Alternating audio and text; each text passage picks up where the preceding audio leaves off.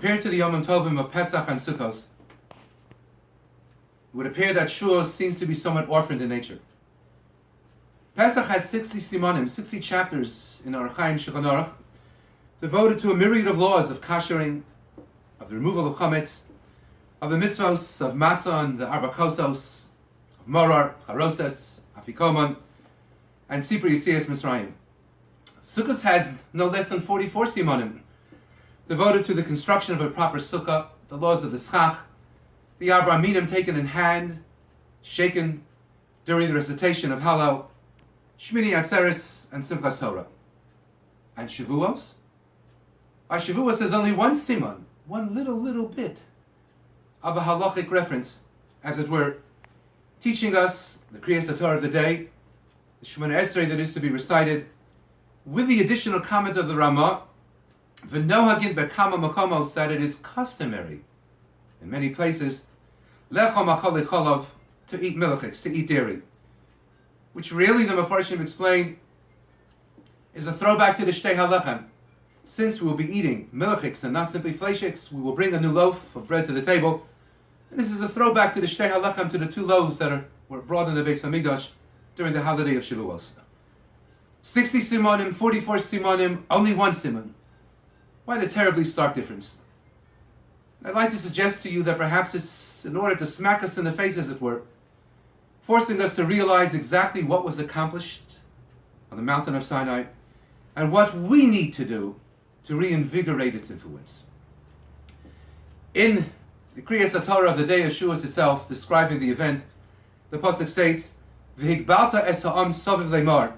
That Moshe Rabbeinu was instructed to tell the people that they were to encamp and surrounding the mountain of Sinai, albeit Yishamru lachem, being forewarned, Alos bahar nogea b'katzeu, never to even think to touch the mountain, let alone to ascend it. The Psukkah made clear, Ibehema im ish lo yichyeh, that they were to distance themselves from the mountain, otherwise it would be punishable by death for both man and animal alike. Man and animal alike? It's a rather funny coupling. But not really, because until Mount Torah, we simply didn't have a realistic vehicle for scaling the mountain and coming closer to HaKadosh Baruch Hu. We had no vehicle for change, for growth in our understanding of what HaKadosh Baruch Hu wants from us and what God wishes for us, and how we could be better people, influencing society.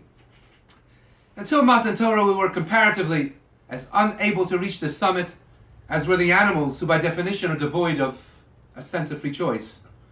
In a word, we were no better off than the angels, who are described by the Gemara in Shabbos Peiches as having been defeated by Moshe Rabbeinu in their attempt to thwart the granting of the Torah to Klal Yisrael. In pointing out the irrelevance of Torah to them, for after all, they don't work during the week that would require a day of rest of Shabbos Kodesh. They didn't leave Egypt. That would give premise to HaKadosh Baruch Hu as identifying himself as the God who took them out of the land of Egypt. They have no jealousy and they have no Yetzer Hara, tearing them away from the moral fabric of existence.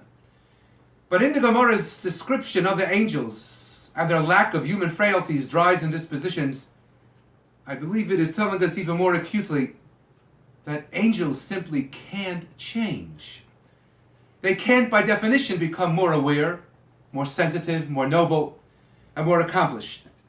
And therefore, the possession of the Torah would benefit them nothing whatsoever. Only man can change.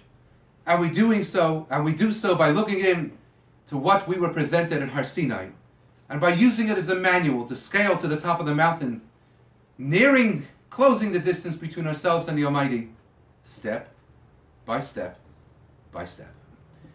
Indeed, the period of Sir Omer, says the Aruch HaShulchan, takes us min korban Omer ad korban shel Shtei HaLechem.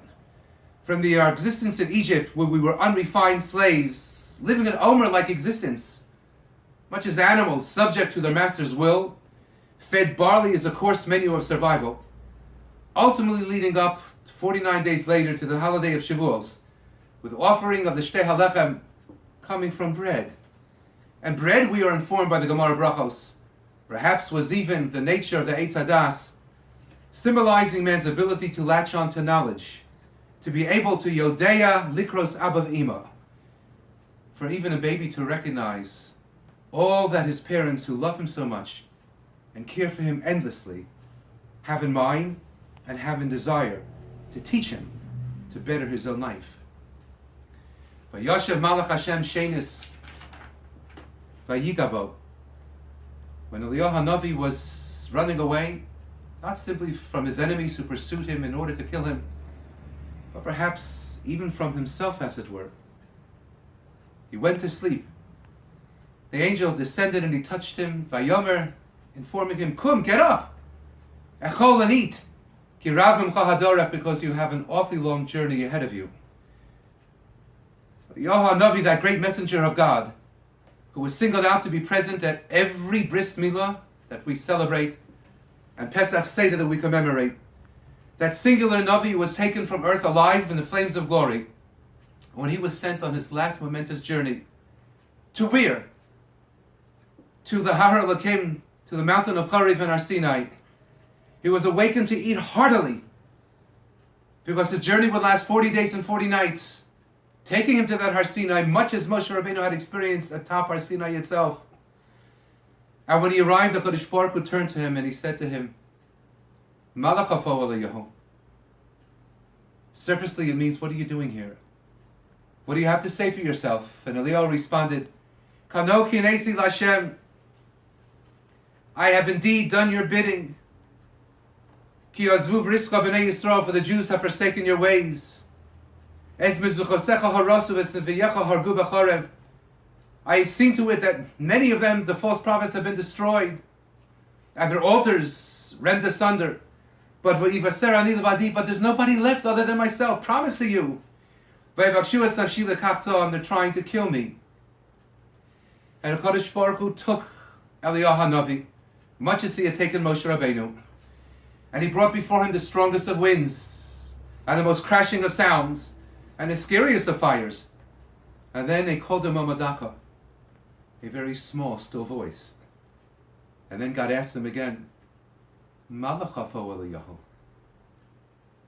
Why do you think I have brought you here? What have you gained from being at Har Sinai? And Eliyahu responded once again, Kanos kinesi Lashem Elokei Tzavakos. I have marshaled your battles, and they simply want me dead. To which God replied, ever so sadly, Shuv ledarkecha midbar Damasek. Return to the midbar. As Rashi explains, Iyevshi b'nevuascha. I no longer require you as a Navi. Me'achar sha'ata malame kategoria abonai. Since you seem to forever be pointing out the downside of Klal Yisrael. Because Eliyahu Hanavi continued to paint the Jews black, as unrepentant in nature, as unchangeable in disposition, Kodesh Baruch Hu said to Moshe Rabbeinu, Kodesh Baruch Hu said to Eliyahu Hanavi, Lo baruach Hashem, lo barash Hashem, lo ba'esh Hashem, v'yachar ha'esh kol dem amadaka. Kodesh Baruch Hu said to Eliyahu Hanavi, I brought you here specifically to Har Sinai, to understand that Har Sinai is the vehicle of change, and to understand that change doesn't happen overnight, and it doesn't happen thunderously, and it doesn't happen with the greatest of strength, and it doesn't happen with the scariest of flames. It occurs quietly, one step at a time, much like the Geula ultimately occurred releasing the Jews from Egypt, as we celebrate at our Seder, with Eliyahu present. Much like a child's circumcision, when he's surrounded by parents and by loved ones who have such dreams and aspirations, imagine for him to live a life that is more noble and better, closer to HaKadosh Baruch Hu, even than theirs, one step at a time. So I guess that on Shavuos there are no obligations, no obligatory foods, no species to be taken in hand, rather just a sefer. To open up a sefer during the course of the Yom Tov, to begin ascending the mountain of Sinai, slowly, through a Chumash, a Navi, a part of Ksuvim, a Mishnah, a Gemara, a Sefer Halacha, a Sefer Musar, to close the gap, one step at a time, where even angels dare not tread. If we do so, on the holiday of Shavuos, we'll be able to feel the presence of Hashem Yisparach ever the closer in our hearts, in our souls, in our minds, for ourselves, for our families, and for the greater balance of Klal Yisrael. Chag Sameach.